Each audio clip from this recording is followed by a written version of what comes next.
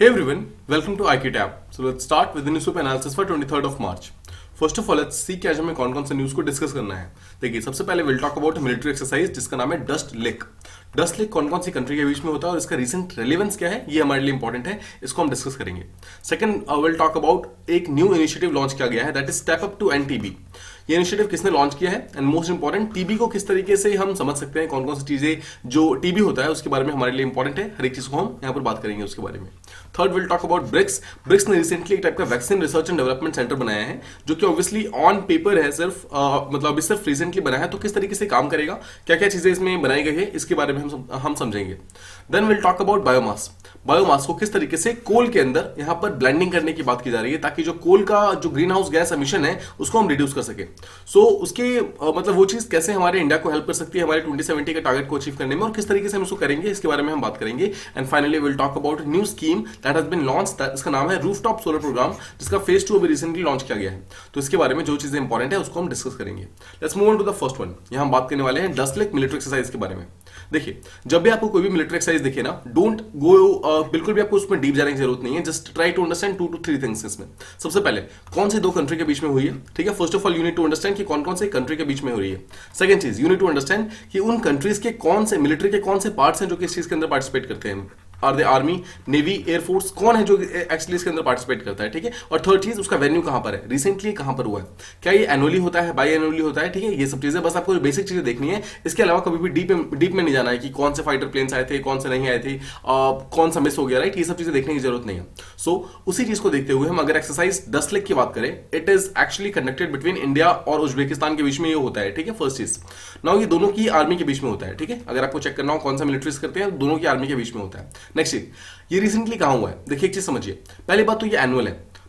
Annual कैसे है, because last time 2021 के अंदर ये इंडिया के अंदर हुआ था, उत्तराखंड के अंदर हुआ था। There is a place called Ranikhet. Ranikhet के बारे में आपको मालूम होगा, रानीखेत के अंदर एक बहुत बड़ा मिलिट्री बेस है, वहीं पर ये चीज लास्ट टाइम हुआ था। इस साल 2022 के अंदर ये उज्बेकिस्तान के अंदर there is a place called यांगेरिक।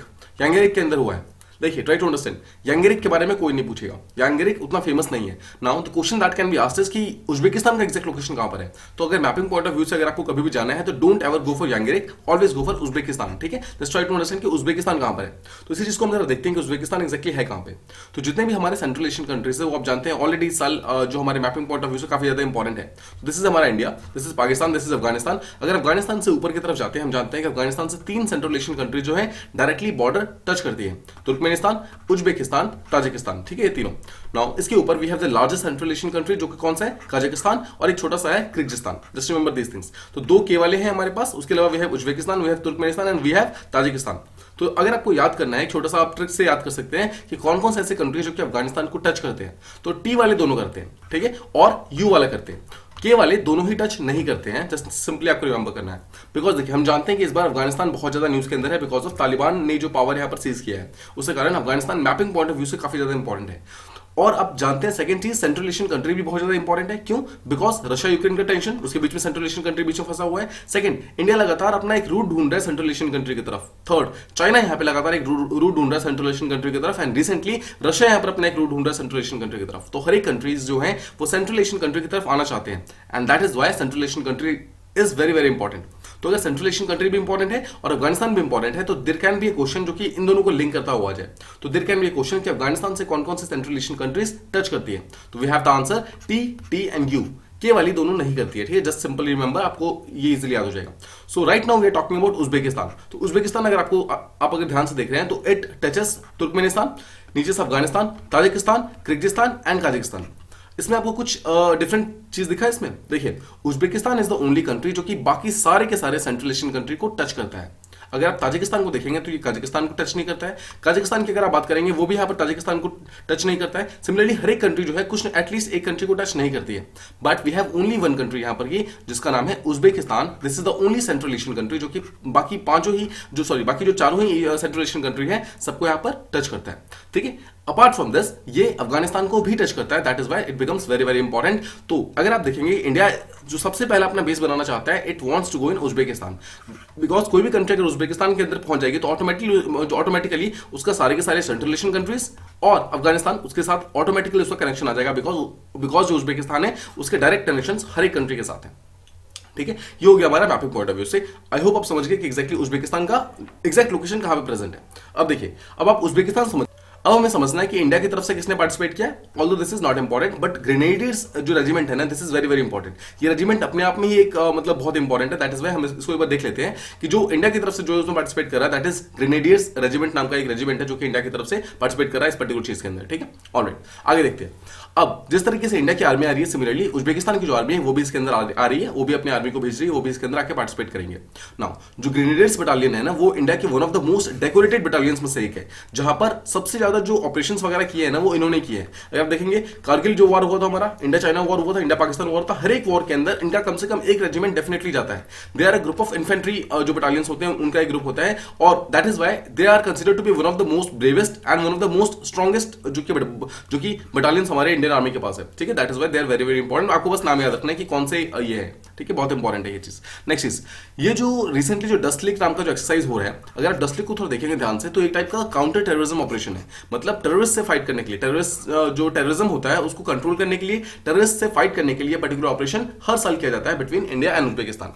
Second चीज, इंपॉर्टेंट चीज ये है कि इस पर्टिकुलर एक्सरसाइज को यूनाइटेड नेशन का मैंडेट मिला हुआ है। इसका मतलब क्या है, यूनाइटेड नेशन खुद इस चीज को ओवरव्यू करता है कि ये इंडिया और उज्बेकिस्तान इस पर्टिकुलर एक्सरसाइज को हर साल करें, ताकि दोनों ही कंट्री के बीच में जो कोऑपरेशन है वो इंक्रीज हो, और सेकंड चीज, दोनों ही कंट्री यहाँ पे टेररिज्म से फाइट करने को रेडी हो। ठीक है, that is why this becomes very very important. Now इस देखिए, जब भी कोई ट्रेनिंग एक्सरसाइज होती है ना, उसमें सबसे प्राइम एम ये होता है कि जो दोनों कंट्री है वो एक दूसरे कंट्री के बेस्ट प्रैक्टिसेस सीखती है। सो यहाँ पर भी दोनों ही कंट्री जो है एक दूसरे से सीखती है और एक दूसरे के साथ ड्रिल्स वगैरह शेयर करती है, मतलब साथ में किसी चीज को करने की कोशिश करती है। ठीक है, इजी है। नेक्स्ट चीज, दोनों ही कंट्री कोऑपरेट करेंगे, एक दूसरे को अंडरस्टैंड करेंगे और इंटरऑपरेबल बनने की कोशिश करेंगे, मतलब एक दूसरे की यहाँ पर सहायता करने की कोशिश करेगी। बहुत ही सिंपल सा कंसेप्ट है। देखिए, जितने भी यहाँ पर ट्रेनिंग एक्सरसाइज होती है ना, सबका यहाँ पर सेम वो होता है, काम होता है। ऐसा नहीं है कि इसका कुछ और है, दूसरा कुछ और होगा, सेम होता है एक्जैक्टली। नाउ जब भी कोई ट्रेनिंग एक्सरसाइज होती है, उसके अंदर एक चीज जो आजकल जो स्टार्ट हुआ है पिछले 1-2 सालों से, वो ये हुआ है कि जो सिमुलेटेड ऑपरेशन रिलेटेड जो भी चैलेंजेस वगैरह है ना, उसको स्टार्ट किया गया। इसका मतलब क्या है, आपको रियल लाइफ सिचुएशन के अंदर वहां पर डाला जाता है। जैसे कि अगर टेररिज्म से अगर फाइट करना है तो एक ऐसा सिमुलेशन बनाया जाता है। Do you know what is simulation? Simulation आप सिंपली एक वर्चुअल एनवायरनमेंट समझ सकते हैं। वर्चुअल एनवायरनमेंट का मतलब क्या है? देखिए, जस्ट सपोज कि आप अगर असली टेररिस्ट से फाइट कर रहे हैं, just suppose you are fighting in a jungle, ठीक है, तो आपको एक सिमिलर, एक सेम सा एनवायरनमेंट बनाकर दिया जाएगा इस ट्रेनिंग एक्सरसाइज के टाइम में, ताकि आप सेम वैसा ही टाइप का एनवायरनमेंट फील कर सको और उसके हिसाब से आप अपनी ट्रेनिंग को अपग्रेड कर सको कि आपको क्या क्या चीज चाहिए और कौन कौन सी चीजें ऐसी हैं जिसकी जरूरत नहीं है। तो ये सब चीजें बेसिकली काफी इंपॉर्टेंट हो जाती है जब भी आपका रियल जो हमारी जो ट्रेनिंग होती है उस पर्टिकुलर टाइम में। ठीक है, ये हमारा हो गया फर्स्ट टॉपिक। आई होप आपको ये चीज समझ आ गई, ये काफी इंपॉर्टेंट था। नो देखिए, अपार्ट फ्रॉम दिस, जब भी आपको ट्रेनिंग वगैरह समझना है तो मैंने यहाँ पर कुछ ऐसे ट्रेनिंग एक्सरसाइजेस जो कि मिलिट्री एक्सरसाइजेस इंडिया के हैं, जो कि बहुत ज्यादा फेमस नहीं है, मतलब जो ज्यादा न्यूज में नहीं रहते हैं, उसको उठाया है। बिकॉज यूपीएससी जो बहुत ज्यादा न्यूज में रहता है ना, उसको क्वेश्चन कभी पूछता नहीं है। UPSC always try to ask ऐसे क्वेश्चंस जो कि बहुत ज्यादा न्यूज में नहीं है, बट इवन देन वो इंपॉर्टेंट है। ठीक है, तो दैट्स व्हाई मैंने इस ऐसे मतलब एक्सरसाइजेस उठाए हैं जो कि बहुत ज्यादा न्यूज में नहीं है। फर्स्ट इज इंद्रधनुष, वो इंडिया और यूके साथ में करते हैं। टेबल टॉप नाम का एक एक्सरसाइज है जो कि इंडिया और म्यांमार करते हैं। फिर अगेन एक जॉइंट मिलिट्री ट्रेनिंग एक्सरसाइज जो इंडिया और सिंगापुर करता है, आपको याद होगा, स्लिनेक्स इसका नाम होता नहीं, सिम्बेक्स इसका नाम होता है। ठीक है, alright. Next is Garuda, France के साथ करते हैं। ईस्टर्न ब्रिज नाम का एक ओमान के साथ करते हैं। शिन्यू मैत्री आपको याद होगा, रिसेंटली जापान के साथ हमने किया था। कोप इंडिया यूएसए के साथ है। इंद्र नाम का जो एक्सरसाइज है वो रशिया के साथ है। रेड फ्लैग हम यूएसए के साथ करते हैं। पिच ब्लैक ऑस्ट्रेलिया करती है। ब्लू फ्लैग यहाँ पर ये कुछ कंट्री यहाँ पर साथ में मिलकर करती है। सियाम भारत जो है थाईलैंड और श्रीलंका साथ में मिलकर करते हैं। पॉइंट इज कि ऐसे एक्सरसाइजेस जो कि बहुत ज्यादा फेमस नहीं है, always try to keep an eye on them, because UPSC always tends to go for them जो कि बहुत ज्यादा सामने ना हो। देखिए, अगर कोई क्वेश्चन आपको बहुत ज्यादा सिंपली आ रहा है ना, तो जस्ट ट्राई टू अंडरस्टैंड कि यूपीएससी ऐसे क्वेश्चन नहीं पूछेगा। UPSC will try to ask those questions जो कि कंपैरेटिवली मतलब बहुत जल्दी नजरों में नहीं आ रहे हैं। ठीक है, तो ट्राई टू बी उस तरीके का आपको स्पेसिफिक रहना है हमेशा। ऑलराइट, ये हो गया हमारा first topic. Let's move on to the next one. यहाँ बात करने वाले हैं टीबी के बारे में, यानी कि ट्यूबरकुलोसिस के बारे में, और किस तरीके से एक प्रोग्राम स्टार्ट किया गया है, step up to end TB. ये हमारे मिनिस्ट्री ऑफ हेल्थ ने इसको रिसेंटली स्टार्ट किया है। अब देखिए, वर्ल्ड टीबी डे है कल 24 मार्च को, हर साल वर्ल्ड टीबी डे मनाया जाता है। उसी चीज के बेसिस पे step up to end TB नाम का एक समिट जो है उसको स्टार्ट किया गया है। नाउ फन फैक्ट ये है कि इंडिया के अंदर जो टीबी को फिनिश करने का जो डेडलाइन है, that is 2025। Just remember this thing, ठीक है, 2025 तक। और अगर आपको एसडीजी याद होगा, सस्टेनेबल डेवलपमेंट गोल्स, उन्होंने भी टीबी को फिनिश करने का एक डेडलाइन बनाया है, दैट डेडलाइन इज 2030। ठीक है, तो एसडीजी का जो टारगेट है दैट इज 2030, इसको हम अभी दोबारा देखने वाले हैं वैसे, बट इंडिया का जो टारगेट है दैट इज 2025। अब ये वर्ल्ड टीबी डे जैसे मैंने आपको बताया 24 मार्च को हर साल मनाया जाता है, यानी कि कल जो है वो वर्ल्ड टीबी डे है। अब ये जो पर्टिकुलर जो ये किया गया है, न्यू दिल्ली का जो विज्ञान भवन है वहीं पे इसको स्टार्ट किया गया, no one is going to ask you these things. Next is देखिए, जब भी ऐसा कोई भी डे बनाया जाता है ना, उसका मेन एम ये होता है कि उस दिन इंडिया के अचीवमेंट्स वगैरह को शो करना होता है, हाईलाइट करना होता है, ताकि ये शो कर सके कि इंडिया किस तरीके से अगले 3 साल यानी कि 2025 होते होते टीबी को एलिमिनेट कर सकती है। हमने कौन कौन से इनिशिएटिव लिए हैं, कौन कौन से हमने चीजें ऐसी की है जो कि एक्चुअली हमें हेल्प करेगी ये सब चीजों को करने में, ये सब चीजें यहाँ पर लेके आना बहुत इंपॉर्टेंट है। सिमिलरली ऐसे डिस्ट्रिक्ट्स, ऐसे स्टेट्स जिन्होंने इस टीबी को खत्म करने में अच्छे योगदान निभाए हैं, उनको अवार्ड देना भी बहुत इंपॉर्टेंट है, बिकॉज ये कहीं ना कहीं टाइप का रिकॉग्निशन प्रोवाइड करता है, हमें बेटर एक ऐसे अपॉर्चुनिटीज प्रोवाइड करता है, हमें बेटर यहाँ पर फंक्शंस वगैरह प्रोवाइड करता है कि किस तरीके से टीबी के ऊपर बेटर डिसीजंस लिए जा सकते हैं। सिमिलरली देखिए 2018 के मतलब 2018 के मार्च के महीने में क्या हुआ था, एक दिल्ली समिट हुआ था। दिल्ली समिट में पहली बार टीबी को एंड करने की बात की गई थी, और उसको हमारे प्राइम मिनिस्टर ने यहाँ पर इस चीज को चेयर में मतलब इसको चेयर किया था, और उन्होंने बोला था कि 2025 का उस टाइम एक टाइप का मतलब टाइम फ्रेम रखा गया था कि 2025 से पहले पहले हमें इन सब चीजों को फिनिश करना है पूरी तरीके से। ठीक है, तो एम आप समझ गए। इंडिया का जो मतलब इंडिविजुअल टारगेट है दैट इज 2025, बट जो एसडीजी का जो टारगेट है कि कब तक टीबी को फिनिश करना है दैट इज 2030, यानी 2030 तक टीबी को फिनिश करने की बात की जाती है। ऑलराइट, अब देखिए 2018 में जो समिट हुआ था उसी समिट का भी फिर से एक बार मतलब उसको रीट्रेट करने के लिए 2022 में फिर से एक टाइप का समिट हुआ है, और उसी समिट के अंदर step up to end TB नाम का एक कंसेप्ट स्टार्ट किया गया है, जहां पर बोला गया है कि जितनी प्रोग्रेस हमने अभी तक अचीव की है उन सबको हम हाईलाइट करेंगे, और बाकी चीजों को हम फिर से प्रोग्रेस को आगे लेके जाएंगे। नेक्स्ट चीज, इंडिया यहाँ पर लगातार कमिट कर रहा है कि किस तरीके से हम इस पर्टिकुलर टीबी को एलिमिनेट कर सकते हैं। देखिए यहाँ पर टीबी को मतलब कम करने की बात नहीं की जा रही है, यहाँ पर टीबी को पूरी तरीके से एलिमिनेट करने की बात की जा रही है। Now the one question that UPSC can directly ask is this one. Question is कि क्या इंडिया टीबी फ्री है? No, India is not TB free, but India के अंदर के 2 सिटीज ऐसे हैं, 2 शहर ऐसे हैं जो कि टीबी फ्री हो चुके हैं 2021 के अंदर। फर्स्ट इज बुडगाम जो कि जम्मू एंड कश्मीर के अंदर प्रेजेंट है, एंड सेकंड इज लक्षद्वीप जो कि यहाँ पर जो कि मतलब पूरे का पूरा आइलैंड का ग्रुप है। ये दोनों ही प्लेसेस ऐसे हैं जो कि पूरी तरीके से टीबी फ्री डिक्लेयर कर दिए गए हैं 2021 के अंदर। ठीक है, just remember the names because this is very very important, और ये इंपॉर्टेंट क्यों है आई होप आप इसी को समझ पा रहे हैं। ऑलराइट, नेक्स्ट चीज देखिए, अब जितने भी हमने 2018 में हमने इसको स्टार्ट किया था, तब से हमने जितने भी यहाँ पर एफर्ट्स वगैरह लगाए हैं उसके लिए उसके थ्रू हमें जितने भी सक्सेस मिले हैं, मतलब जहां जहां पर हमें हमारा चीजें काम कर रही हैं और जहां पे काम नहीं किए वहां से हमें जो जो लर्निंग्स मिली है उन सब चीजों को यहाँ पर फिर से हाईलाइट किया जाएगा, फिर से उन चीजों को बाहर लेकर आया जाएगा, और फिर से उन सब चीजों को सामने लेकर आया जाएगा, ताकि हम सेम गलतियां दोबारा न करें, और जो भी जिस चीजों से हमें यहाँ पर सक्सेस मिली है उस चीज को हम आगे लेके जा सके। Now let's try to understand some basics. TB के बारे में कुछ बेसिक देखते हैं। टीबी बेसिकली एक बैक्टीरिया के कारण कॉज होता है, इसका नाम है माइकोबैक्टीरियम ट्यूबरकुलोसिस। ठीक है, इसी ट्यूबरकुलोसिस के नाम पे इसका नाम टीबी पड़ा हुआ है। ऑलराइट, अब देखिए जो ये माइकोबैक्टीरियम ट्यूबरकुलोसिस है ना, ये 2 टाइप की डिजीज करता है, टीबी और लेप्रोसी जो है दोनों ही वो सेम ही करता है।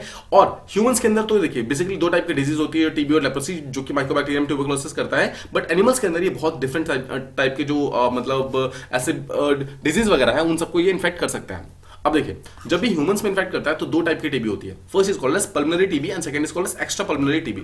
जो पल्मोनरी टीबी होती है उसे कहते हैं लंग टीबी। सिंपल मतलब है, पल्मोनरी का सीधा सा मतलब होता है पल्मोनरी ट्रैक्ट, जो कि लंग्स के अंदर हमारे प्रेजेंट होता है।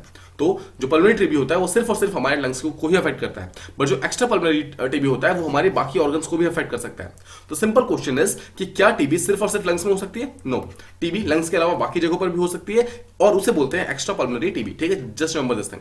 नेक्स्ट क्वेश्चन कि क्या टीबी एक बहुत ही मॉडर्न कंसेप्ट है? नो, टीबी एक बहुत ही एंशिएंट कंसेप्ट है, जो कि इजिप्ट में अराउंड 3000 बीसी के आसपास में जो यहाँ पर मेसोपोटामियन जो सिविलाइजेशन था उस टाइम में भी टीबी के बहुत सारे एविडेंसेस वगैरह हमें मिले। इसका मतलब है टीबी एक बहुत ही एंशिएंट डिजीज है, और अच्छी चीज ये है कि पूरी तरीके से ट्रीटेबल है, पूरी तरीके से क्यूरेबल है, मतलब इसकी दवाई हमारे पास पूरी तरीके से प्रेजेंट है। बट द पॉइंट इज जो बहुत सारी दवाइयां ऐसी है जो कि रेजिस्टेंट होती जा रही है, वो हमारे प्रॉब्लम कॉज कर रही है। अब लेट्स सी कि टीबी स्प्रेड कैसे होता है। टीबी बेसिकली स्प्रेड होता है पर्सन टू पर्सन एयर के थ्रू, मतलब एयर जो मीडियम है वो मीडियम की तरह काम करता है। जब भी कोई ऐसा पर्सन जो कि टीबी से इन्फेक्टेड है, अगर वो कफ करता है, स्नीज करता है, स्पिट करता है आउट में बाहर में, तो क्या होता है एनवायरमेंट में आसपास में टीबी के जर्म्स फैल जाते हैं, और वो जर्म्स जब भी किसी दूसरे पर्सन के माउथ में, आईज में, नोज में सब जाते हैं तो ऑटोमेटिकली उस पर्टिकुलर पर्सन को वो मतलब बीमार कर देते हैं। नेक्स्ट चीज, अगर आप कॉमन सिम्टम्स की बात करेंगे टीबी में, जिस पर्सन को भी टीबी होता है उसको नॉर्मली कफ होता है विद स्प्यूटम। ठीक है, जो मतलब गीला कफ, आप सिंपली वेट कफ कह सकते हैं इसे, और उस टाइप का होता है। इसके अलावा बहुत बार जब ये सीवियर होता है तो कफ में ब्लड आना स्टार्ट हो जाता है, chest pain, weakness, weight loss, fever, और जो नाइट स्वेट्स वगैरह होते हैं ये सब आने स्टार्ट हो जाते हैं। सिमिलरली 2019 में 87% जो मतलब न्यू टीबी के केसेस आए थे ना, वो सिर्फ और सिर्फ 30 कंट्रीज के अंदर आए थे। Now this is very very alarming. क्यों? देखिए हमारे वर्ल्ड में अगर आप यूनाइटेड नेशन के हिसाब से देखेंगे तो ऑलमोस्ट 200 के आसपास में नेशंस हैं। अब सोचिए हमारे पूरे के पूरे 200 नेशंस में ये टीबी अगर फैलता तो हर एक कंट्री में मतलब बहुत ही कम टीबी होता, बट यहाँ पर सिर्फ 30 कंट्री के अंदर, यहाँ पर ऑलमोस्ट 87 यानी कि almost 90% of the TB cases सिर्फ 30 कंट्री के अंदर है। मतलब सोचिए कितनी ज्यादा यहाँ पे प्रॉब्लम होती है। और इस 30 में से भी 8 जो टॉप नेशंस थे जो कि इन सब का भी 2/3 ऑलमोस्ट केसेस रखते थे, उनमें से देखिए India, Indonesia, China, Philippines, Pakistan, Nigeria, Bangladesh and South Africa. Now what you need to understand here is India भी यहां पर है, पाकिस्तान भी यहां पर है और चाइना भी यहां पर है। जस्ट रिमेंबर दिस थिंग, ठीक है? अगर देखें तो आपको ऑटोमेटिकली समझ आ गया कि जो इंडिया है वो सबसे कम वालों में नहीं, सबसे ज्यादा वाले टीबी वाले नेशंस में आता है, जो कि वर्ल्ड के सबसे ज्यादा टीबी के केसेस कॉज करने वालों में इंडिया सबसे आगे आता है। ठीक है? अब देखिए जो टीबी की जितनी भी मेडिसिन वगैरह हैं, बहुत सारी मेडिसिन वगैरह हमारे पास ऑलरेडी प्रेजेंट है, बट द पॉइंट इज उनमें से बहुत सारी मेडिसिन अब काम नहीं करती है। तो रीजन क्या है उसका? मतलब काम क्यों नहीं करती है? देखिए जब भी कोई वायरस या बैक्टीरिया होता है ना, अगर उस वायरस या बैक्टीरिया को अगर आप एक पर्टिकुलर मेडिसिन को बार बार आप उसके सामने रखोगे ना, तो वो वायरस या बैक्टीरिया उसके अगेंस्ट में एक टाइप का रेजिस्टेंट डिक्लेयर कर देता है, मतलब एक टाइप का रेजिस्टेंस अपने बॉडी के अंदर बना लेता है। उसी चीज को कहते हैं एक टाइप का कि ड्रग का रेजिस्टेंस हो गया। अब देखिए दो टाइप की टीबीज होती हैं, एक को कहते हैं एमडीआर टीबी, एक को कहते हैं एक्सडीआर टीबी। ठीक है? एक को कहते हैं एमडीआर, एक को कहते हैं एक्सडीआर। एमडीआर का फुल फॉर्म क्या है? एमडीआर का फुल फॉर्म होता है मल्टी ड्रग रेजिस्टेंट, मतलब रेजिस्टेंट टीबी। इसका मतलब क्या है? एक ऐसा टीबी है जो कि डिफरेंट मल्टीपल ड्रग्स को रेजिस्टेंट कर रहा है, मतलब रेजिस्ट कर रहा है। मतलब अगर हम कुछ ड्रग्स को दे रहे हैं, ड्रग मतलब मेडिसिन, यहाँ पर कुछ मेडिसिन को दे भी रहे हैं, तब भी उस पर्टिकुलर टीबी के बैक्टीरिया के ऊपर कोई भी फर्क नहीं पड़ रहा है। इसे कहते हैं एमडीआर टीबी। अब यहाँ पर दो जो सबसे most powerful first line treatment है टीबी के अगेंस्ट ना। अच्छा, what is the meaning of first line treatment? First line treatment का सीधा सा मतलब होता है कि जब भी टीबी होता है तो पहले कौन सी दो सबसे इंपॉर्टेंट दवाइयां होती है जो कि दी जाती है, they are called as first line treatment. ठीक है? तो जो सबसे इंपॉर्टेंट फर्स्ट लाइन ट्रीटमेंट है ना, वो एमडीआर टीबी के अगेंस्ट काम नहीं करता है। लेट्स ट्राई टू अंडरस्टैंड कि एमडीआर टीबी के कौन से देखें। अब देखेंगे, देखिए ये सारी मेडिसिन के नेम है, don't remember these things, just remember the top two देख रहे हैं। फर्स्ट का नाम है आइसोनायाजिड एंड सेकंड का नाम है रिफैम्सिन। तो आइसोनायाजिड और रिफैम्सिन ये दो ऐसे ड्रग्स हैं जो कि फर्स्ट लाइन ट्रीटमेंट के अंदर माने जाते हैं टीबी के। नाउ पॉइंट इज कि ऐसे लोग जो कि लगातार आइसोनायाजिड और रिफैम्सिन भी खाते हैं और गलत तरीके से खाते हैं, मतलब जितना उनको बोला गया उससे ज्यादा या फिर कम खाते हैं, तो टीबी का जो बैक्टीरिया होता है मरता नहीं है, उल्टा अपने बॉडी के अंदर आइसोनायाजिड और रिफैम्सिन के अगेंस्ट में एक टाइप का रेजिस्टेंस बना लेता है। अब उसके कारण क्या होता है कि नेक्स्ट टाइम अगर कोई पर्सन फिर से आइसोनायाजिड और रिफैम्सिन खाता भी है तो उस पर्टिकुलर टीबी के बैक्टीरिया को कुछ होता ही नहीं है, बिकॉज उसने उस पर्टिकुलर पर्सन ने अपनी बॉडी के अंदर, सॉरी उस पर्टिकुलर बैक्टीरिया ने अपने बॉडी के अंदर कहीं ना कहीं टाइप का रेजिस्टेंस बना लिया। सेकंड थिंग, इसे कहते हैं एमडीआर टीबी, समझ गया? जहां पर दो डिफरेंट जो सबसे पावरफुल फर्स्ट लाइन ट्रीटमेंट के मेडिसिन थी वो दोनों काम नहीं करती है। Second is called as XDR TB. XDR का मतलब होता है एक्सटेंसिवली ड्रग रेजिस्टेंट। इसका मतलब क्या है? देखिए यहां पर तो सिर्फ दो ही मेडिसिन काम नहीं कर रही थी, यहां पर कोई भी मेडिसिन काम नहीं कर रही थी, मतलब मेजॉरिटी ऑफ जो मेडिसिन होती है वो काम नहीं कर रही होती है। अब आप बाकियों को देखिए बाकी सब आपको यहाँ पर याद नहीं करने हैं, बट अगर आपको देखना है तो यहाँ पर थायोमाइड्स होता है, मतलब डायरोक्विनिलीन होता है, साइक्लिक पेप्टाइड्स होते हैं, नाइट्रोमिडाजोल होता है। ठीक है? ऐसे करके बहुत सारे डिफरेंट मेडिसिन वगैरह होते हैं। यहाँ पर क्या होता है? एक्सडीआर टीबी के अंदर ये सब में से कोई भी काम नहीं कर रहा होता है, एंड दैट इज व्हाई ये प्रॉब्लम्स बहुत ज्यादा कॉज कर देती हैं। एक्सडीआर टीबी होता है that is actually more harmful as compared to MDR TB. ठीक है? Just remember this particular fact. Alright, तो ये था हमारा ये वाला। Now let's move on to the next one. यहां हम बात करने वाले हैं ब्रिक्स के वैक्सीन आर&डी सेंटर यानी कि रिसर्च एंड डेवलपमेंट सेंटर के बारे में। Now first things first, BRICS देखिए, ब्रिक्स आप जानते हैं ब्रिक्स टाइप का 5 कंट्री का ग्रुप है, Brazil, Russia, India, China and South Africa. इन लोगों ने मिलकर बोला है कि हम एक ऐसा आर&डी यानी कि रिसर्च एंड डेवलपमेंट का सेंटर बनाएंगे जो कि वैक्सीन को रिसर्च एंड डेवलपमेंट करेगा। ठीक है? सिंपल वर्ड, इंडिया के अंदर इस चीज को यहाँ पर लॉन्च किया गया है, चाइना ने इस चीज को मतलब इनॉग्रेट किया है, बेसिकली चाइना ने इसको इनॉग्रेट किया है, और यहाँ पर मेन एम ये रखा गया है कि वैक्सीन को हमें फेयरली डिस्ट्रीब्यूट करना है सारी के सारी कंट्रीज के बीच में। नेक्स्ट चीज, सब कंट्री ने साथ में मिलकर कुछ स्ट्रेटजीज वगैरह बनाई है ताकि सबके सब आपस में मिलकर कोऑपरेट करेंगे और आपस में एक दूसरे को वैक्सीन वगैरह प्रोवाइड करेंगे। अब देखिए एक चीज समझिए, जो वर्ल्ड हेल्थ ऑर्गेनाइजेशन है ना, उसमें सबसे ज्यादा जो वैक्सीन प्रोवाइड करता है दैट इज इंडिया। इंडिया पूरे के पूरे WHO का ऑलमोस्ट 65 to 70% जो वैक्सीन का रिक्वायरमेंट्स है वो अकेला इंडिया सोचिए यहाँ पर फुलफिल करता है, और इंडिया मोर देन 150 कंट्रीज को यहाँ पर वैक्सीन वगैरह प्रोवाइड करता है। अच्छा वेट अ मिनट, इस पर्टिकुलर वैक्सीन को please don't link it with Covid. ये वैक्सीन हम यहाँ पर कोविड के बारे में बात नहीं कर रहे हैं, we are talking about all the disease including COVID के साथ में टीबी हो गया, राइट, और भी जो पोलियो हो गया, ऐसे करके बहुत सारे जो डिफरेंट डिजीज है ना, उन सबके वैक्सीन के बारे में बात कर रहे हैं। उन सबके सब वैक्सीन वगैरह ऐड कर देंगे तो इंडिया मोर देन 150 कंट्रीज को यहाँ पर वैक्सीन वगैरह सप्लाई करता है, and that is why India के पास वर्ल्ड का largest vaccine manufacturing industries present है, मतलब कि वर्ल्ड में सबसे ज्यादा जहां पर वैक्सीन वगैरह बनता है दैट इज एक्चुअली मतलब वो हमारा इंडिया ही है। इंडिया के अंदर सबसे ज्यादा वैक्सीन वगैरह यहाँ पे बनता है। नाउ यहाँ पर इंडिया ने ये बोला है कि ये जो पर्टिकुलर ब्रिक का जो R&D सेंटर बनाया जा रहा है उसके थ्रू इंडिया अपना वैक्सीन का मैन्युफैक्चरिंग इंडस्ट्री जो है वो ओपन कर देगा। मतलब कि ब्राजील, रशिया, इंडिया, चाइना और साउथ अफ्रीका, ये सारी की सारी कंट्रीज एक्चुअली इंडिया में आकर अपने अपनी जगहों पर आकर वैक्सीन को मैन्युफैक्चर कर सकती है, यहाँ की टेक्नोलॉजीज को यूज कर सकती है और वो लोग मतलब इसी को यूज कर सकती है। इसके अलावा जितने भी ब्रिक्स कंट्री हैं सबके सब साथ में आएंगे, रिसर्च एंड डेवलपमेंट करेंगे और इन सब चीजों को फिर इस पर्टिकुलर इंडस्ट्री के थ्रू और ज्यादा डेवलप करने की कोशिश करेंगे। ठीक है, इजी है। ऑलराइट, नेक्स्ट चीज। अब देखिए एक चीज समझिए, जो ब्रिक्स के नेशंस है ना, उन्होंने आपस में एक दूसरे को ये भी बोला है कि हम एक दूसरे को टाइमली हेल्प वगैरह प्रोवाइड करेंगे। इस तरीके से टाइमली हेल्प प्रोवाइड करेंगे कि अगर किसी भी डेवलपिंग कंट्री को, देखिए एक तो हो गया ब्रिक्स कंट्रीज, ब्रिक्स के अलावा जो बाकी कंट्रीज भी जो भी कोई डेवलपिंग कंट्री है उनको भी अगर किसी भी टाइप का कोई भी वैक्सीन वगैरह चाहिए तो उन सब वैक्सीन वगैरह हम प्रोवाइड करेंगे। नेक्स्ट चीज, किसी भी टाइप का जो स्टडीज वगैरह है जैसे pre clinical studies, clinical studies, इन सबको भी करने में, बेसिक रिसर्च एंड डेवलपमेंट में, हर चीज में ये पर्टिकुलर सेंटर जो है, जो ब्रिक्स सेंटर है वो काम करेगा। नेक्स्ट चीज, ब्रिक्स कंट्री के अंदर जो लैब्स वगैरह है, ब्रिक्स के लैब्स वगैरह हैं, वो उन सबको स्ट्रेंथन करने में काम करेगा। और नेक्स्ट चीज, जितने भी न्यू वैक्सीन वगैरह बन रहे हैं वो वैक्सीन सही से काम कर रहे हैं या फिर नहीं कर रहे हैं, इन सबको डेवलप करने में ये सब चीजें हेल्प करेगा। नेक्स्ट चीज, जितने भी कंट्रीज वगैरह होंगे सबके साथ यहाँ पर कोलैबोरेट करेगा, सबके एक्सपीरियंसेस को यूज करेगा और सबके सब साथ में मिलकर यहाँ पर डिफरेंट वैक्सीन को बनाने की कोशिश करेंगे। इसका मतलब ये है कि ब्राजील हो गया, Russia, India, China, South Africa, इन सबके साइंटिस्ट वगैरह एक साथ मिलकर इस particular research and development centre के अंदर काम करेंगे और सबके सब साथ में मिलकर एक पर्टिकुलर अपने एक्सपीरियंसेस को यूज करेंगे, अपने नॉलेज को यूज करेंगे और वैक्सीन को बनाने की कोशिश करेंगे। अब देखिए इसका सबसे अच्छा चीज ये होगा कि बहुत सारे वर्ल्ड के जो प्रॉब्लम्स है जिसका वैक्सीन को अभी हमें और ज्यादा फास्ट डेवलप करना है, उनका वैक्सीन डेवलपमेंट और ज्यादा एक्सीलरेट हो जाएगा और ज्यादा फास्ट हो जाएगा, राइट। और जो कि हमें लाइवलीहुड को बचाने के अंदर और बहुत सारे लोगों की लाइफ्स को बचाने के लिए काफी ज्यादा हेल्प कर सकता है, not just in BRICS countries but also in बहुत सारे डिफरेंट डेवलपिंग कंट्रीज वगैरह सब में कहीं ना कहीं हेल्प कर सकता है। ये हो गया हमारा जो करंट अफेयर्स था। Now let's talk about something starting. बात करते हैं ब्रिक्स के बारे में। देखिए ब्रिक्स समझिए, ब्रिक्स एक टाइप का एक्रोनिम है जो कि ब्राजील, रशिया, इंडिया, चाइना और साउथ अफ्रीका, इन पांचों कंट्री को सिग्निफाई करता है। नाउ हर साल यहाँ इसका एक लीडर समिट होता है। जिसका लीडर समिट होता है ना, वो उसका सबसे हाईएस्ट डिसीजन मेकिंग बॉडी होती है जिसके थ्रू ये सारे के सारे डिसीजन लेता है। तो एक चीज समझिए, ब्रिक्स जो है, ब्रिक्स का हेडक्वार्टर आप जानते हैं कहां पर है? ब्रिक्स का हेडक्वार्टर शंघाई के अंदर प्रेजेंट है, ठीक है, शंघाई जो कि चाइना के अंदर प्रेजेंट है। ऑलराइट, इसका ऑल्दो कोई फॉर्मल ऑर्गेनाइजेशन नहीं है, बट इसका बेसिकली क्या होता है, हर साल जो मीटिंग होता है ना, उस मीटिंग को इसका फॉर्मल ऑर्गेनाइजेशन माना जाता है। मतलब इसका सिंपल सा मतलब ये है कि ब्रिक्स की कोई बिल्डिंग नहीं है, ठीक है, मतलब ऐसा नहीं है कि सारे के सारे मेंबर्स यहाँ पर ब्रिक्स के अंदर आके बैठे रहते हैं, ऐसा बिल्कुल भी नहीं है, ठीक है। हर एक कंट्री अपने अपने कंट्री के अंदर रहती है और बस इस समिट के अंदर आती है, अपने अपने प्लान्स को रीट्रेट करती है और फिर से उसको कंप्लीट करने की कोशिश करती है। Now this is important fact कि जो इसके चेयरमैन होते हैं वो हर साल चेंज होता है, यानी कि हर साल इसका चेयरमैन चेंज होता है। और ये चेंज किस तरीके से होता है, देखिए सबसे पहले ब्राजील का बनेगा, देन उसके बाद रशिया का बनेगा, देन नेक्स्ट ईयर इंडिया का बनेगा, देन चाइना का, देन साउथ अफ्रीका का। द पॉइंट इज ये इस पर्टिकुलर फॉर्मेट में मूव करता है, यानी कि बी के बाद आर आएगा, आर के बाद आई, आई के बाद सी के बाद एस, ठीक है, इस तरीके से मूव करता है। तो अगर आपसे क्वेश्चन पूछता है कि एवरी टाइम इंडिया का जो मतलब हेड होगा, बेसिकली जो इंडिया का जो जब भी मतलब इंडिया जो है ब्रिक्स को हेड करेगा, that will be after Russia, yes, and that will be before China, always and every time. Russia के बाद इंडिया का बनना मतलब फिक्स्ड है और इंडिया के बाद चाइना का बनना फिक्स्ड है, इस तरीके से, यानी कि बी के बाद आर, आर के बाद आई, देन सी, देन एस, इस तरीके से मूव करेगा, ठीक है। Just remember this thing, this is very very important कि जितने भी चेयरमैन वगैरह होते हैं वो इस तरीके से मूव करते हैं। नेक्स्ट चीज, पिछले कुछ सालों में 100 से ज्यादा मीटिंग ब्रिक्स कर चुका है because of various issues, India Pakistan की प्रॉब्लम को सॉल्व करने के लिए, ठीक है, फिर सेंट्रल एशियन कंट्री के साथ जो प्रॉब्लम उसको सॉल्व करने के लिए बहुत सारी मीटिंग्स वगैरह ऑलरेडी हो रही है। अगर आप ब्रिक्स की बात करेंगे, वर्ल्ड की टोटल पॉपुलेशन का 40% जो पॉपुलेशन है that is actually contained in BRICS only.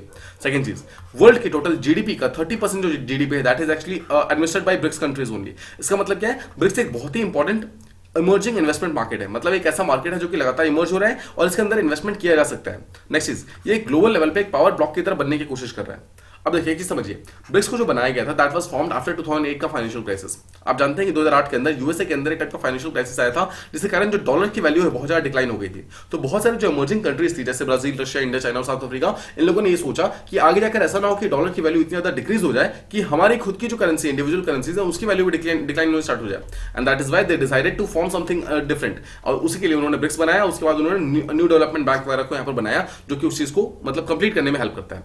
और इसके अलावा ब्रिक्स का सबसे इंपॉर्टेंट चीज यह है कि हर एक मल्टीलेटरल इंस्टीट्यूशन, देखिए यूएन सिक्योरिटी काउंसिल हो गया, WTO हो गया, WHO हो गया, सबके अंदर रिफॉर्म्स के बारे में बात करता है।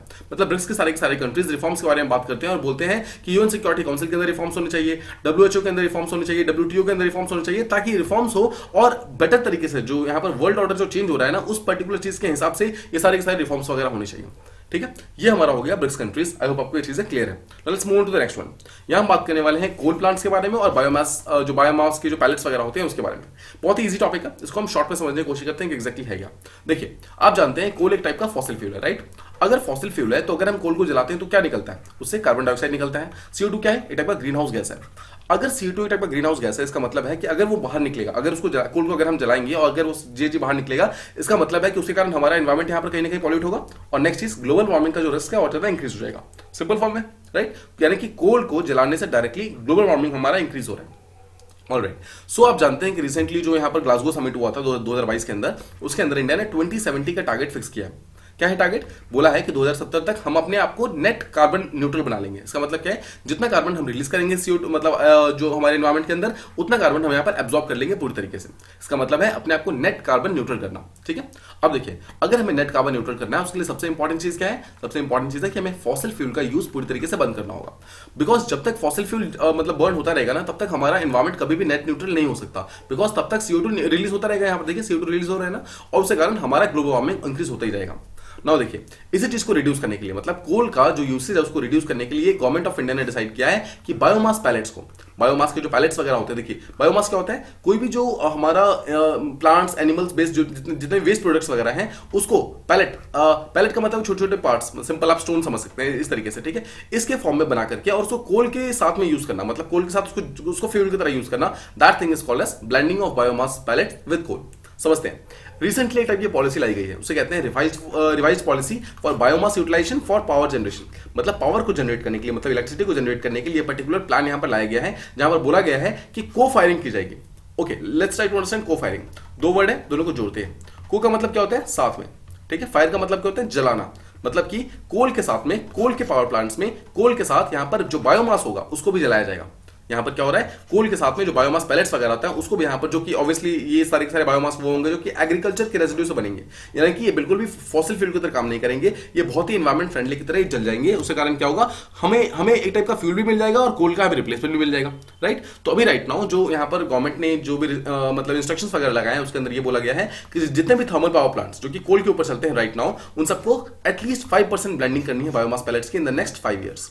मतलब कि अगले 5 साल में अब आपको जितना भी आप कोल यूज करते हैं, उस कोल के अंदर 5% के आसपास में आपको ये एग्रीकल्चर जो भी मतलब आपका जो एग्रीकल्चर का रेसिड्यू वगैरह है, उसके थ्रू जो भी बायोमास वगैरह बन रहा है, उस बायोमास को यूज करना स्टार्ट कर देना है। ठीक है, सिंपल फॉर्म्स में, यानी कि ये क्या बोला गया है कि 5 साल तक तो आपको मतलब 5% करना है। उसके बाद अगले 2 साल, यानी कि 5 साल के प्लस 2 साल करो तो यानी कितना हो गया, 7 ईयर्स। मतलब 7 साल के बाद इस 5% को इंक्रीज करके आपको 7% कर देना है। इसका मतलब क्या है, देखिए फिर समझिए, अगले 5 साल, देखिए अभी हम 2022 के अंदर है, अगले 5 साल यानी कि 2027 तक, ठीक है, आपको जितना भी कोल वाले प्लांट्स हैं उन सबको कोल के साथ साथ में आपको बायोमास यूज करना स्टार्ट कर देना है एटलीस्ट 5% के आसपास में। और आज से 7 साल यानी कि 2029 होते होते इस चीज को, यानी कि 2029 होते होते इस चीज को इंक्रीज करके 7% कर देना है। ठीक है, बहुत ही सिंपल है। ऑलराइट, तो ये आप समझ गए कि अगले 7 साल के बाद इसी को इंक्रीज करके 7% लेके जाना है। इसको इसलिए किया गया ताकि कोई भी डिले ना हो, और सबको इतना टाइम दिया गया है कि आप अपने आप को चेंज कर सकते हैं, अडॉप्ट कर सकते हैं। क्वेश्चन कम्स कि बायोमास पैलेट्स होते क्या है। देखिए again try to understand, biomass pellets एक बहुत ही सिंपल सा कंसेप्ट है जहां पर बायोमास के फ्यूल्स वगैरह को यूज किया जाता है। देखिए बायोमास फ्यूल वो चीजें होती है जो कि एग्रीकल्चर के बायोमास को यूज करता है। जैसे कि कोई वुड हो गया आपके पास, वुड का कोई वेस्ट वगैरह है, मान लीजिए कोई आपने फॉरेस्ट्री का कुछ आपने काम किया है, उसका जो बचा हुआ जो वेस्ट प्रोडक्ट है, सिमिलर जो कमर्शियल ग्रास वगैरह होते हैं, उन सबको आप एक जगह पर लेकर आओ, उसको एक पर्टिकुलर पेस्ट से मतलब उसको ऐड करो उसके अंदर, तो ऑटोमेटिकली बायोमास बन जाएगा। और उस बायोमास को फिर क्या करना है, आपको बायोमास को कोल के साथ ऐड कर देना है, उसको फिर फ्यूल की तरह यूज करना है। इससे सबसे बड़ा फायदा ये होगा, देखिए कोल महंगा आता है, कोल अगर महंगा आता है तो अगर हम कोल के बदले में बायोमास को यूज करना स्टार्ट कर देंगे तो धीरे धीरे हमारा स्टोरेज फैसिलिटी रिड्यूस हो जाएगा। बिकॉज ऑब्वियसली कोल को स्टोर करने के लिए आपको ज्यादा प्लेसेस चाहिए होते हैं, बट अगर आपको मतलब ये सब स्टोर करना है, बायोमास स्टोर करना है, तो बहुत ही कम प्लेस चाहिए आपको। सेकंड चीज, ट्रांसपोर्टेशन में बहुत ही हेल्प हो जाएगी। और थर्ड चीज, सबसे इंपॉर्टेंट चीज ये है कि जितना भी ग्रीन हाउस गैस वगैरह जो कोल के अंदर कोल के कारण प्रोड्यूस होता था, वो सारा का सारा इसके कारण प्रोड्यूस होना बंद हो जाएगा। And that will be very very important. तो सी दिस पर्टिकुलर थिंग, आप ये वाला इमेज देख रहे हैं, दिस इज एक्चुअली बायोमास के पैलेट्स। बायोमास के पैलेट्स आप सिंपली फिर से समझिए एक टाइम के, किसी भी ऐसी चीज से जो भी प्लांट बेस्ड या फिर एनिमल बेस्ड जो वेस्ट प्रोडक्ट्स है, उसको आप रिफाइन करके बायोमास बना सकते हैं। उस चीज को देना आप कोल के अंदर यूज कर सकते हैं। देखिए पहली बात, ये पूरी तरीके से रिन्यूएबल होते हैं, मतलब कि एनवायरमेंट को किसी भी तरह का नुकसान नहीं पहुंचाएंगे। ये बहुत ज्यादा एफिशिएंट होते हैं, मतलब कम अगर आप बायोमास भी यूज करेंगे तो भी आपको ज्यादा एनर्जी प्रोवाइड करेगा, अच्छी क्वालिटी की एनर्जी प्रोवाइड करेगा। थर्ड चीज, पूरी तरीके से क्लीन होते हैं, मतलब अगर आप इसको जलाओगे भी तो उससे कार्बन डाइऑक्साइड नहीं निकलेगा, बिकॉज इसके अंदर CO2 होता ही नहीं है। नेक्स्ट चीज, ये बहुत ही इकोनॉमिकल है, मतलब बहुत ही सस्ते हैं। सोचिए, अगर आप 1 kg कोल खरीदने जाते हैं, अगर आपको 10 रुपए देने पड़ते हैं, तो आपको अगर 1 kg बायोमास खरीदना हो तो हो सकता है आपको सिर्फ 1 रुपए मिल जाए। तो अगेन ये अच्छी फ्यूल की तरह यूज कर रहा है, बहुत ही इकोनॉमिकल है। नेक्स्ट चीज, एनवायरमेंट फ्रेंडली है। इसका मतलब है किसी भी टाइप में आप यूज कर सकते हो, पावर जनरेशन में, हीटिंग में, मतलब कुछ खाना बनाने में, और इससे आपको CO2 बिल्कुल भी रिलीज नहीं होगा। नेक्स्ट चीज, ये बहुत ही रिस्पॉन्सिबल है, मतलब कि कार्बन का फुटप्रिंट इसका बहुत ही कम है। इसका मतलब क्या है कि अगर आप इसको जलाओगे भी तो CO2 आपका रिलीज नहीं हो रहा है। ठीक है, काफी इंपॉर्टेंट है, ग्रीन कल्चर को काफी ज्यादा मतलब इंक्रीज कर सकता है। ऑलराइट, अब समझते हैं कि बायोमास का को फायरिंग क्या बोलते हैं। जैसे मैंने आपको पीछे बताया था, को प्लस फायर। को का मतलब होता है साथ में, फायर का मतलब होता है जलाना। इसका मतलब क्या है, हम कंबशन कर रहे हैं या फिर हम मिक्सिंग कर रहे हैं बेसिकली बायोमास के मटेरियल्स को अलॉन्ग विद बाकी फ्यूल्स। जैसे कि कोल हो गया, कोल के साथ में कुछ बायोमास मिला दो। अगर हम गैस को यूज कर रहे हैं, गैस के साथ में कुछ मिला दो। यहां तक कि अगर आप बॉयलर वगैरह भी यूज कर रहे हैं, मतलब पानी गर्म कर रहे हो, तो वहां पर भी आप इन सब चीजों को यूज कर सकते हो। बट ऑब्वियसली उसके लिए एक पर्टिकुलर टाइप की टेक्नोलॉजी हमें बनानी पड़ेगी, बट जैसे वो बन जाएगी उस चीज को हम डेफिनेटली यूज कर सकते हैं। इससे फायदा क्या होगा? सबसे बड़ा फायदा ये होगा कि जस्ट सपोज मैं आपको एग्जांपल दे रहा हूं, मान लीजिए कि एक पर्टिकुलर मशीन है और ये मशीन को मतलब चलाने के लिए आपको इसके अंदर कोल डालना पड़ता है। ठीक है, कोल। अब जस्ट सपोज कि इस पर्टिकुलर मशीन को 1 घंटा चलाने के लिए, 1 आवर चलाने के लिए आपको अराउंड 1 kg कोल चाहिए। ठीक है, तो मान लीजिए कि 1 घंटा चलाने के लिए अगर आपको 1 kg कोल चाहिए, तो आपने इसके अंदर कोल डाला और ये चीज चलना स्टार्ट हो गया। 1 घंटे के बाद आपने इसको बंद कर दिया, आपका कोल फिनिश हो गया। Right, easy. ऑलराइट, अब हम जानते हैं कि कोल जो यहां पर यूज किया है, वो यहां से जो भी उसका वेस्ट प्रोडक्ट है वो यहां से ग्रीन हाउस गैस बनकर निकला होगा, और उसके कारण जो CO2 है वो हमारे एटमॉस्फेयर के अंदर फैल गया होगा। ठीक है, अब हम चाहते हैं कि CO2 एटमॉस्फेयर के अंदर ना जाए, तो उसका सिंपल सॉल्यूशन क्या है? हम कोल को यूज करना, भैया या तो बंद कर दे या फिर कम कर दे। तो व्हाट वी डू इज, बंद तो हम अभी पूरी तरीके से कर नहीं सकते, बिकॉज हमारे पास कोई ऑल्टरनेटिव सोर्स ऑफ एनर्जी इतना अच्छा नहीं है। तो हम क्या करते हैं, जो हम पहले 1 kg कोल यूज कर रहे थे, अब हम क्यों ना सिर्फ 500 ग्राम कोल यूज करें, और बाकी जो 500 ग्राम है उसको वो हम बायोमास यूज करें। बिकॉज देखिए, बायोमास भी एक टाइप का इक्वली एफिशिएंट है। ऐसा नहीं है कि बायोमास पूरी तरीके से कोल को रिप्लेस कर सकता है, बट एटलीस्ट कोल को कहीं ना कहीं कंपनसेट तो कर ही सकता है। कंपनसेट कर सकता है मतलब कोल के साथ में यूज कर सकता है। तो यहां पर क्या किया आपने, कोल आधा आपने कोल रहने दिया और बाकी आधा आपने बायोमास रख लिया। ठीक है, अब क्या हुआ, सेम चीज जो आपका पहले 1 kg कोल के अंदर हो रहा था, सेम आपको 1 घंटे का आउटपुट यहां पर सिर्फ आधे kg जो आपका कोल है उसके अंदर मिल जाएगा। देखिए, this is not a correct representation, ऐसा नहीं कि एक ही kg के अंदर होगा। ये मैंने आपको समझाने के लिए बताया, एक टाइप का एग्जांपल है, तो don't take it otherwise. Alright, तो आई होप आप समझ गए। इससे सबसे बड़ा फायदा क्या होगा, मान लेते हैं कि पहले 1 kg जो आपका कोल यूज हो रहा था, उससे मान लीजिए कि 1 kg CO2 निकल रहा था। अब क्या होगा, सिर्फ 500 ग्राम CO2 ही निकलेगा, और इसको भी हम धीरे धीरे करके फिर और ज्यादा रिड्यूस कर सकते हैं। इस तरीके से हमारा green house gas automatically reduce होना स्टार्ट हो जाएगा और ये हमारा काम करेगा। राइट, यही तो हमारा मेन एम है। राइट, ये चीज हमारा हो गया बायोमास को फायरिंग, और इस तरीके से हमने बायोमास के जो पैलेट्स वगैरह हैं उसको कोल जो पावर प्लांट्स है उसके अंदर यूज करने के लिए रिसेंटली अलाउ कर दिया गया। ठीक है, आई होप आपको ये चीज समझ आ गई। Let's move on to the next one. यहां हम बात करने वाले हैं रूफटॉप सोलर प्रोग्राम फेज 2 के बारे में। ओके, नाम से आपको पता मालूम चल गया होगा कि रूफटॉप सोलर प्रोग्राम का मतलब क्या है। देखिए, हमें सोलर पावर को जनरेट करना है। सोलर पावर को जनरेट करने के लिए हमारे पास बहुत सारे डिफरेंट प्लेसेस हैं। हम सोलर के पावर प्लांट्स बना सकते हैं, बट वो सोलर पावर प्लांट हम लगाएंगे कहां पर? क्या हम सोलर पावर प्लांट सिर्फ सिंपली जमीन पे लगाकर छोड़ सकते हैं? जी हाँ, बिल्कुल छोड़ सकते हैं, बट उस टाइम फिर प्रॉब्लम होती है, जैसे फ्लड्स वगैरह आ गए, कोई बहुत ज्यादा हैवी रेनफॉल आ गया, या फिर कुछ भी हो, पत्थर वगैरह मतलब अगर गिर रहे हैं या फिर कोई मतलब कुछ भी ऐसा हो रहा है, तो उसके कारण ये सब डैमेज हो सकता है। तो बेस्ट जो प्लेस माना जाता है that is on a rooftop. Rooftop का सीधा सा मतलब ये है, देखिए अगर ये छत है तो आप सिंपली यहां पर इसके ऊपर यहां पर एक टाइप का सोलर पावर प्लांट लगा सकते हैं। ठीक है, इससे क्या होगा, देखिए ऊपर की तरफ है, अगर आपका स्लाइडिंग हाउस है तो ऑब्वियसली पानी यहां पर स्टोर नहीं होगा, मतलब इसको पानी से कोई यहां पर वो नहीं है, खतरा नहीं है। इस तरीके से क्या होगा, सारा का सारा ये यहां पर अच्छे तरीके से एफिशिएंटली काम कर सकता है। Most important thing that can be asked कि पर्टिकुलर प्रोग्राम को लॉन्च कौन कर रहा है। It has been launched by ministry of new and renewable energy. इसका फेज 1 ऑलरेडी यहां पर चल रहा है, 2019 के अंदर स्टार्ट हो गया था। फेज 2 इसका भी रिसेंटली 2022 के अंदर इसको स्टार्ट किया गया है। नाउ इसके लिए अराउंड 4000 मेगावाट तक इलेक्ट्रिसिटी को प्रोड्यूस करने का यहां पर हमने एम बनाया है। इसका मतलब क्या है कि सबका सब मिलाकर अगले कुछ सालों के अंदर हमें 4000 मेगावाट तक का इलेक्ट्रिसिटी रूफटॉप सोलर प्लांट से निकालना है। इसका मतलब क्या, देखिए हमारे पास ऑलरेडी बहुत सारे पावर प्लांट्स हैं, उसके अलावा हमें और भी सारे सोलर पावर प्लांट्स बनाने हैं, बट उस चीज को हमें घरों के टॉप पे लगाने हैं। इस तरीके से लगाने हैं ताकि वो घरों के टॉप पे रहे, लोग हैं वो उस पर्टिकुलर चीज को यूज करें, उस बिजली को यूज करें, उनका बिजली का बिल यहाँ पर रिड्यूस हो, और साथ ही साथ जो भी उनका बिजली बन रहा है वो क्लीन एनर्जी के थ्रू बनना स्टार्ट हो जाए। उसके कारण क्या होगा, उस चीज से काफी ज्यादा हेल्प मिलेगी। और इसका सबसे बड़ा फायदा ये होगा कि सेंट्रल गवर्नमेंट ने ये बोला है कि हम आपको फाइनेंशियल असिस्टेंस प्रोवाइड करेंगे। मतलब वो सारे के सारे लोग या फिर वो सारी की सारी कंपनीज जो कि सोलर पावर को यूज करती है, रूफटॉप सोलर पावर को यूज करती है, उनको जो भी सेंट्रल गवर्नमेंट है कुछ ना कुछ फाइनेंशियल असिस्टेंस प्रोवाइड करेगा। अब स्पेशली असिस्टेंस दिया जाएगा तब अगर आप रेजिडेंशियल सेक्टर में इसको यूज करते हो। इसका मतलब क्या है, अगर आपका मान लीजिए कोई रेजिडेंशियल घर है जहां पर आप रहते हो अपनी फैमिली के साथ में, और उस पर्टिकुलर सेक्शन मतलब जो भी आपका घर है उस पर्टिकुलर घर के ऊपर अगर आप अपने रूफटॉप के ऊपर ऐसा कोई भी सोलर प्लांट लगाते हो, तो आपको गवर्नमेंट की तरफ से कुछ ना कुछ इंसेंटिव मिलेगा। इंसेंटिव क्या है, इंसेंटिव सिंपल सा मतलब है जितने का वो सोलर प्लांट है उससे आपको कम में मिलेगा, मतलब आपको काफी सस्ते में मिल जाएगा। ना देखिए इसी को समझिए, इस रूफटॉप सोलर प्लांट को बनाने के लिए कुछ अलग अलग स्कीम्स लगाई गई हैं। ये स्कीम्स मतलब बहुत ही कम चांस से आपसे पूछा सकते हैं, but still you should know this. देखिए बोला गया है कि स्पेशली हर एक घर की, जो कि एक नॉर्मल घर है, उसमें कम से कम 3 किलोवाट की कैपेसिटी वाला जो ये है, मतलब जो ये स्कीम है, उसको लॉन्च करना है। मतलब कि हर एक घर के अंदर कम से कम 3 किलोवाट्स का जो सोलर प्लांट है वो यहाँ पर होना चाहिए। नेक्स्ट चीज, अराउंड 20% घर ऐसे होने चाहिए, कम से कम 20% ऐसे घर जिनके यहां पर 3 किलोवाट से लेकर के 10 किलोवाट तक का सोलर प्लांट मतलब लगा होना चाहिए। इसका मतलब है जो भी सोलर पैनल यहां पर है वो कम से कम 3 से लेकर के 10 किलोवाट तक का एनर्जी को प्रोड्यूस करे। ठीक है, इजी है, ऑलराइट। और बोला गया है कि जो भी ऐसा पर्सन करेगा, मतलब कि जो 3 किलोवाट से 10 किलोवाट वाला जो सोलर प्लांट है वो अपने घर के ऊपर लगाएगा, उसको अराउंड 40% सस्ता मिलेगा वो चीज। इसका मतलब है जो भी बेंचमार्क कॉस्ट होगा, जो भी उसकी एमआरपी है, उससे 40% लेस पे जाकर आपको वो चीजें मिल सकती हैं। That is why this becomes very very important. ठीक है, इजी है, alright. Now let's try to go ahead. अब आपने ये तो देख लिया कि अगर कोई इंडिविजुअल पर्सन है, अगर वो अपने घरों के ऊपर लगा रहा है और वो 3 किलोवाट से लेकर के 10 किलोवाट तक का अगर मतलब सोलर जो पावर है उसको अगर मतलब जनरेट कर रहा है, तो अराउंड 40% उसको कॉस्ट सस्ता पड़ेगा।